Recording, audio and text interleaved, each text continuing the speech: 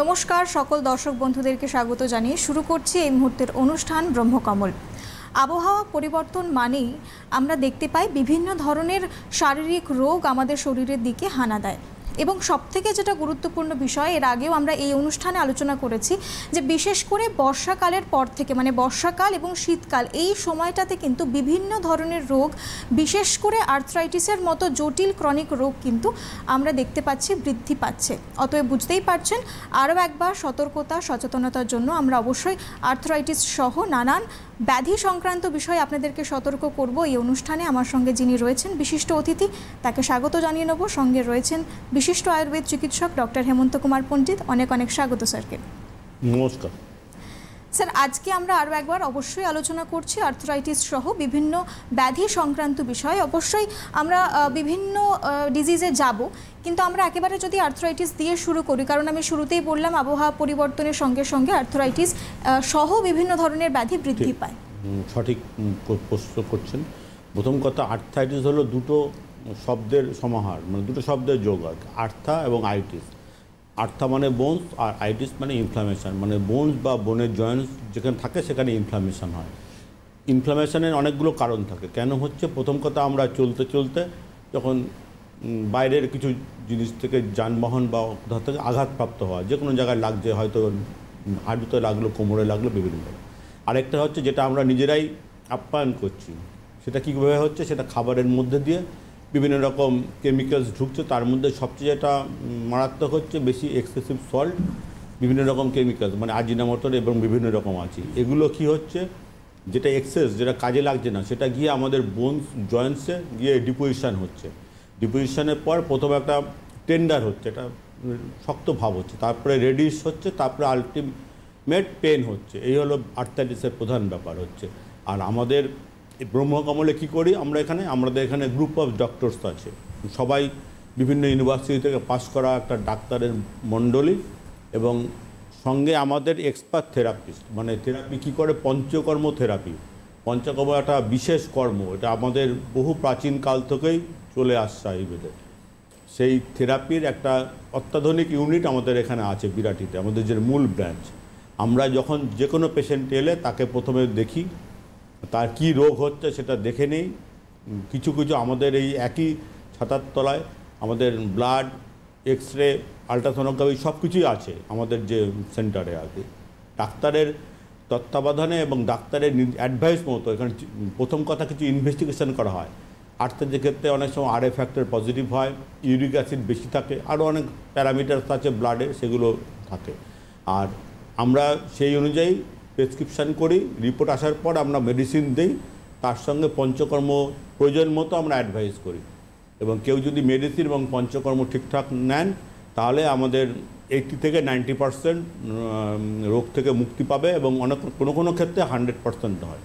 একেবারেই তাই। এই সূত্র ধরে দর্শক বন্ধুরা যারা রয়েছেন তাদেরকে আরও একবার মনে করিয়ে দেবো যে আমাদের মূল ব্রাঞ্চ বিরাটিতে, এছাড়াও দুর্গাপুর, আসানসোল, বর্ধমান, শিলিগুড়ি, বহরমপুর এবং কৃষ্ণনগর, এই সকল জায়গায় আমাদের ব্রাঞ্চেসগুলি রয়েছে। পাশাপাশি এই মুহূর্তে আমরা রয়েছি লাইভে আপনাদের সামনে। সুতরাং আপনাদের মনে যদি শুধুমাত্র আর্থ্রাইটিস নয়, যে কোনো ব্যাধি সংক্রান্ত বিষয়ে কোনো প্রশ্ন থেকে থাকে, তাহলে আমাদের সঙ্গে এই অনুষ্ঠানে কিন্তু আপনারা অংশগ্রহণ নিতে পারেন।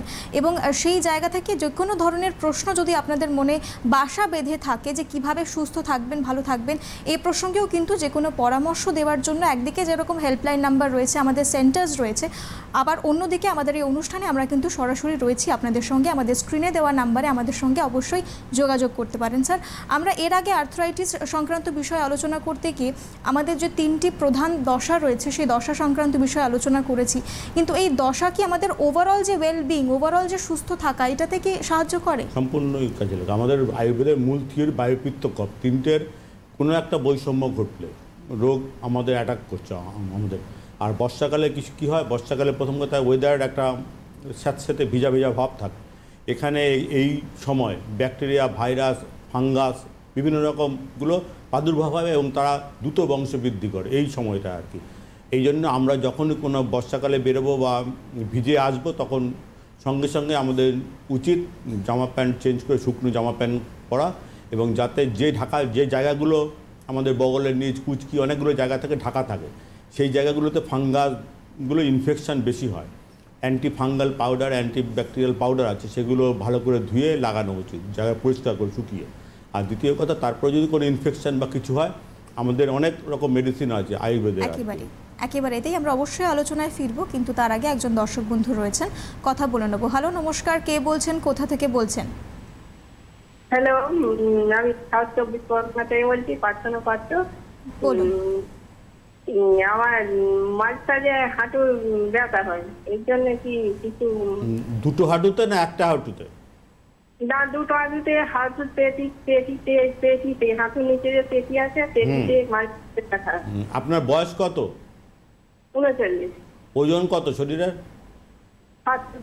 হ্যাঁ, 60 কেজি। 60 কেজি। সুগার প্রেশার আছে? হ্যাঁ, সুগারও আছে, প্রেশারও আছে। ওই ওষুধগুলো ঠিক মতো খান?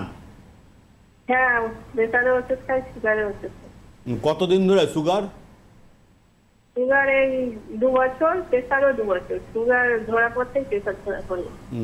প্রথম কথা, এই যে বয়স, আপনার বয়স কম আর কি, তবুও এই যে হাড়ের মধ্যে দুটো গ্যাপ থাকে, যে জয়েন্টগুলো বলছে হাঁটুতে, ওই গ্যাপের মধ্যে একরকম জেলি থাকে, সাইনোভিয়াল ফ্লুইড, ওটা একটু শুকিয়ে শুকিয়ে যায় আর কি, মানে কমে যায় বয়সে। ওটা হয়তো কমছে, এক্সরে করে দেখতে হবে। আর দুটো হাঁটু, মানে দুটো হাড় যদি কাছাকাছি চলে আসে, তখন একটা ফিকশন, ঘর্ষণ লাগবে, তাহলে ব্যথা হবে। প্রথম কথা, আপনার দেখতে হবে ইউরিক অ্যাসিড বেশি আছে কিনা, আর ওই এক্সরে করতে হবে একটা হাঁটুর এক্সরে করেছেন? হাঁটুর এক্সরে করবেন, করে দেখবেন যদি গ্যাপ কমে যায়, তাহলে আমাদের হেল্পলাইনে যোগাযোগ করবেন, কি করতে হবে আমরা আপনাকে বলে দেবো, এবং আশা করছি আপনি আপনার রোগ থেকে মুক্তি লাভ করবেন। অসংখ্য ধন্যবাদ আমাদের সঙ্গে যোগাযোগ করার জন্য। স্যার, এই যে আমরা আর্থ্রাইটিস নিয়ে কথা বলছি, এবং এটা তো একটা প্রত্যেকটা ঘরের রোগ হয়ে গেছে, আমি প্রায়ই বলি যে একটা হাউসহোল্ড ফেনোমেনা হয়ে গেছে রোগের দিক থেকে।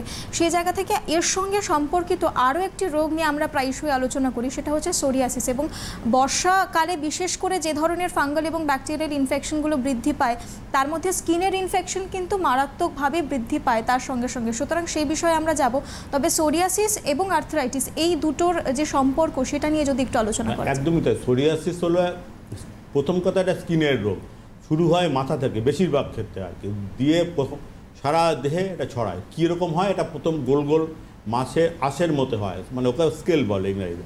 ওটা যখন আপনি ধরুন চুল আঁচড়াচ্ছেন, সারা গায়ে পড়বে, গায়ে গায়ে চাকা চাকা চাকা চাকা সারা গায়ে, এটা হলো প্রথমে শুরু হয়। প্রথম অবস্থায় এটা ইনফেকশন, মানে ছড়ায় না। দ্বিতীয় ক্ষেত্রে যখন যদি ঠিকমতো ট্রিটমেন্ট না হয়, ওর নিচে না ব্লিস্টার হয়, মানে ছোটো ছোটো পুজ এরকম জায়গা হয়, সেগুলোকে যখন চিরুনি দিয়ে আসলে বা নখ দিয়ে চুলকালেন, তখন ওখানে ওটা ফেটে যায়, ফেটে গিয়ে পাশগুলো সারা গায়ে লাগে, এবং ওই ক্ষেত্রে তখন ওগুলো ছড়ায়। আর সোরিয়াসিস যদি ঠিকমতো ট্রিটমেন্ট না হয়, দীর্ঘদিন থাকতে থাকতে সোরিয়াটিক আর্থ্রাইটিস, সেটা খুবই ভয়ঙ্কর রোগ, এবং ওটা সারা দেহে হচ্ছে। আর দ্বিতীয় কথা, ভেতরে অর্গানগুলো তখন অ্যাফেক্টেড হয়ে আস্তে আস্তে মানুষ একটা কাঠের পুতুলের মতো একদম স্টিফ হয়ে যায়, এবং ভেতরের অর্গানগুলো যেহেতু অ্যাফেক্টেড হয়, এবং আস্তে আস্তে মৃত্যুর দিকে যায়। এটা অন্যান্য প্যাথিতে স্টেরয়েড দেওয়া হলে কমে যায়, কিন্তু স্টেরয়েড উইথড্র করার পরে আবার রোগটা ফিরে আসে। আমাদের এখানে একদম বিশুদ্ধ আয়ুর্বেদ মতে ট্রিটমেন্ট করা হয়, এবং ট্রিটমেন্টের সঙ্গে যদি কেউ পঞ্চকর্ম থেরাপি ঠিক মতো নেন, আমাদের সোরিয়াসিসের 90% ক্ষেত্রে রোগ মুক্তি হয়, এবং আর রেকারেন্ট হওয়ার সম্ভাবনা খুবই কম, বলতে গেলে নেই।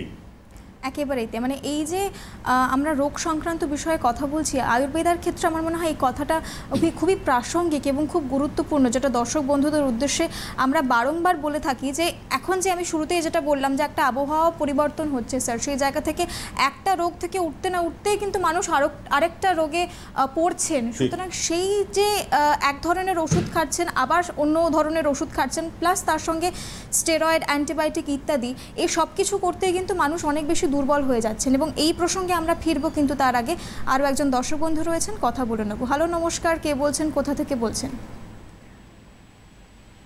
হ্যালো, হ্যালো, নমস্কার। হ্যাঁ, বলুন। হ্যালো, হ্যাঁ, আমি দমদম থেকে বলুন। একটু আচ্ছা, সম্ভবত যোগাযোগ বিচ্ছিন্ন।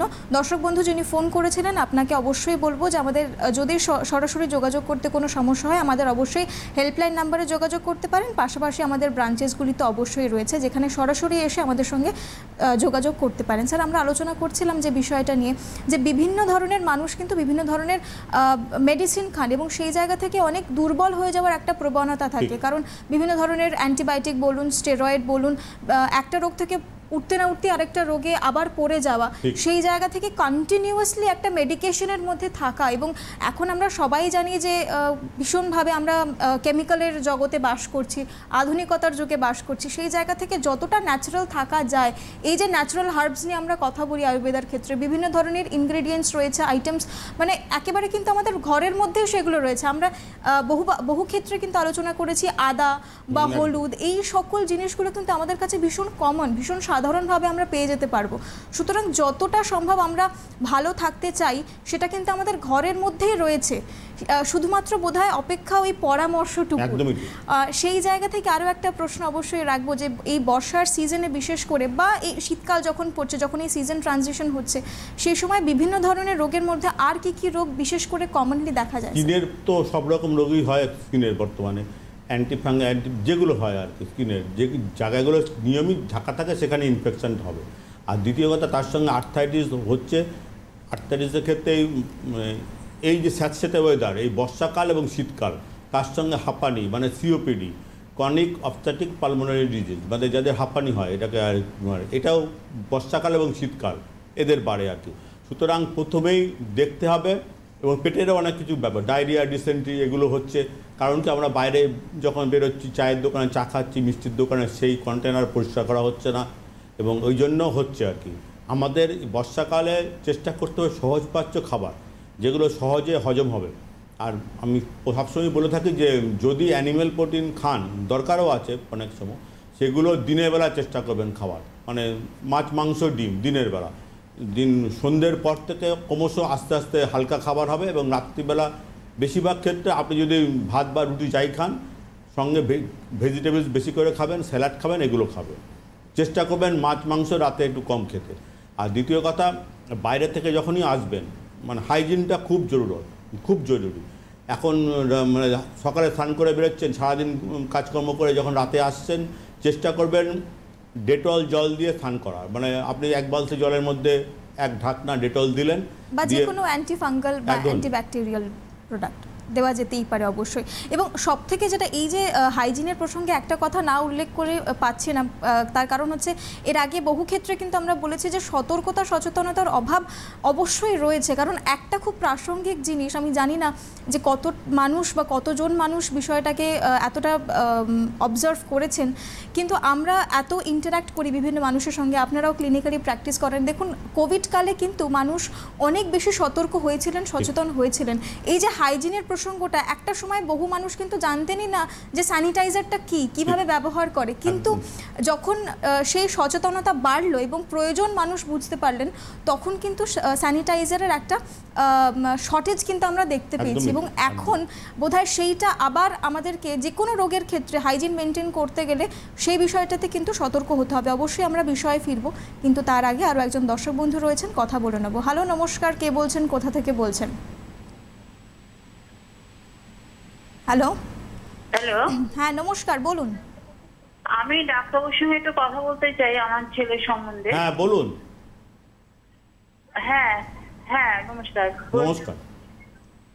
বলুন। হ্যাঁ, বলছি যে আপনি যে একটু আগে বলছিলেন না মাথায় সরাসরি ঘায়ের ব্যাপারে, হ্যাঁ, ওই ঘাটা আমার ছেলের হয়েছে। ওটা কি উনি কি দেখেছেন, মানে কোন ডাক্তার দেখিয়েছেন? কোনো ডাক্তার বলতে স্কিনের ডাক্তার দেখিয়েছিলাম। কি লিখেছে, কি বলেছে মুখে? উনি বলছেন যে এসবগুলো ভালো হয় না। আর আপনি থাকেন কোথায়? আমি থাকি সাঁকরাইল থানা, আমাদের যে সাঁকরাইল। আর ছেলে কোথায় থাকে? ছেলে আমার কাছেই থাকে। ছেলে পড়াশোনা করছে। তো কত বয়স? কত? 24। কতদিন ধরে হয়েছে? ছেলে এটা যখন ক্লাস 11-এ পড়ে তখন। এখন কি পড়ছে? এখন ছেলে পড়াশোনাও করছে, বিটেক কমপ্লিট করে। আর রোগটাকে বাড়ছে না একই রকম আছে? রোগটা বাড়ছে বলতে কি একই রকমই রয়েছে, মানে মাথার চুলকালে লাল লাল মতো। প্রথম কথা শুনুন, এটা আপনারা না ছোঁয়াচে রোগ নয়, আর এটা কেন হয় কোনো কারণ নেই। অনেকে বলে মানে বর্তমান বলছে যে ডিপ্রেশন থেকে, খুব যদি মনের মধ্যে হতাশা থাকে, এগুলো থাকে। যারা আপনার বাড়িতে আছেন তারা ওকে সবসময় সাহস যোগাবেন যে কিছু না, কোনো ব্যাপার নেই। আর আপনি সাকরাইল থাকেন, আমাদের আয়ুর্বেদে খুব ভালো ট্রিটমেন্ট আছে। আমাদের যে মূল ব্রাঞ্চ এটা বিরাটি স্টেশনের খুব কাছে, মানে কয়েক মিনিট লাগে আর কি। আপনি আপনার যত রিপোর্টস আছে, রিপোর্টস নিয়ে একবার আমাদের যদি এখানে আসতে পারেন, পেশেন্টকে নিয়ে, আপনার ছেলেকে নিয়ে, তাহলে খুব ভালো হয়। এবং আমি অ্যাসিওর করছি আপনার ছেলে এই রোগ থেকে মুক্তি পাবে। বয়স কম আছে, আর এখন আপাতত বাড়িতে নিম আর হলুদ অল্টারনেট ডে খাওয়াবেন, মানে নিম পাতা বেটে হোক, ভেজে হোক, যেভাবে হোক, আর হলুদ, কাঁচা হলুদ খাবে। মানে সকালে ঘুম থেকে উঠে ছোট এক কোয়া নেবে, মানে এক কড়া আঙ্গুলের মতো, মানে এক কড়ার হাফ নেবে, নিয়ে সকালে খাবে খালি পেটে উঠে। তারপরে 8 ঘন্টা পর থেকে চা বিস্কুট যা খাবার খাবে। এটা করুন, আর পরে একবার আমাদের হেল্পলাইনে ফোন করে আসুন, আমি দেখে আপনাকে বলবো কতদিনে কমবে এবং কিভাবে কমবে। অসংখ্য ধন্যবাদ আমাদের সঙ্গে যোগাযোগ করার জন্য। এই সূত্রে আরও একবার আপনাদের সকলকে মনে করিয়ে দিই যে আমাদের মূল ব্রাঞ্চ বিরাটিতে, এছাড়াও দুর্গাপুর, আসানসোল, বর্ধমান, শিলিগুড়ি, বহরমপুর, কৃষ্ণনগর, এই সকল জায়গায় আমাদের ব্রাঞ্চেসগুলি রয়েছে। আপনারা কিন্তু যে কোনো জায়গায় চাইলে এসে আমাদের সঙ্গে যোগাযোগ করতে পারেন। একটা খুব গুরুত্বপূর্ণ কথা, যে এই যে যোগাযোগ করার বিষয়টা আমরা এতবার করে কেন বলি, কারণ আগেও কিন্তু আমরা বহু ক্ষেত্রে বলেছি যে একবার না দেখলে, মানে একবার ফিজিক্যালি যদি না দেখা যায়, তাহলে কিন্তু প্রপার ডায়াগনোসিসটা সম্ভব হয় না। সেই জায়গা থেকে কিন্তু অবশ্যই আপনাদের একবার অন্তত এসে সরাসরি আমাদের সঙ্গে যোগাযোগ করতে হবে। পাশাপাশি হেল্পলাইন নাম্বার তো রয়েছে। সবথেকে যেটা ইম্পর্ট্যান্ট বিষয় স্যার, এই যে ধরুন কনস্ট্যান্ট একটা ঋতু পরিবর্তন হচ্ছে, এবং আমরা কিন্তু এর আগেও বলেছি যে আয়ুর্বেদের যেটা খুব সিগনিফিকেন্ট, যেটা সাধারণত পাওয়া যায় না, বা অনেকেই হয়তো জানেন না, যে প্রত্যেকটি ঋতুর জন্য যে ডিসিপ্লিন মেনটেন করতে হয়, সেইটা কিন্তু খুব ইম্পর্ট্যান্ট। এবং এই পরামর্শটা, এই গাইডেন্সটার কিন্তু কোথাও না কোথাও এখন অন্তত বিশেষ করে বর্তমান সময়ে ভীষণ দরকার রয়েছে। এবং আমরা বিভিন্ন ক্ষেত্রে সেডেন্টারি লাইফস্টাইল নিয়ে কথা বলেছি, এবং আমার মনে হয় আর্থ্রাইটিস সম্পর্কে যখন আমরা কথা বলেছি, তখনও লাইফস্টাইলের সঙ্গে যে ওতপ্রোতভাবে একটা জড়িয়ে রয়েছে এই রোগ, তা নিয়েও কিন্তু আমরা কথা বলেছি। সুতরাং এই লাইফস্টাইল, প্রফেশনাল হ্যাজার্ডস, এই সব কিছুকে সাইডে রেখে কিভাবে ভালো থাকা যায়, সেই পরামর্শটা কিন্তু একমাত্র একজন যারা বিশেষজ্ঞরা রয়েছেন তারাই দিতে পারেন। এবং কিছু কিছু জিনিস হয়তো অ্যাভয়েড করা যায় না, মানে এই যে ধরুন প্রফেশনাল হ্যাজার্ড, এগুলো তো কেউ কম্প্রোমাইজ করতে পারবেন না। সুতরাং সেইগুলোকে সাইডে রেখে কিভাবে লাইফস্টাইল মেনটেন করবেন, কিভাবে নিজেকে সুস্থ রাখতে পারবেন, তার জন্য চিকিৎসকের পরামর্শ, একজন বিশেষজ্ঞর পরামর্শের বোধহয় দরকার রয়েছে, তাই না স্যার? একদম ঠিক, কারণ আয়ুর্বেদে একটা বিজ্ঞান, মানে আয়ু এবং বেদ দুটোর মধ্যে সমাহার, দুটো শব্দ। আয়ু মানে জীবন, বেদ মানে জ্ঞান, মানে জীবন সম্বন্ধে জ্ঞানকে আয়ুর্বেদ বলা হয়। এবং এটা 5000 বছরের পুরনো ভারতীয় বিজ্ঞান এখানে। এবং আমাদের এখানে আপনি যেটা বললেন যে কোন ঋতুতে কী খাবো, একদম পুঙ্খানুপুঙ্খ বলা আছে। সকাল থেকে রাত পর্যন্ত কীভাবে চলবো, কিভাবে খাবো।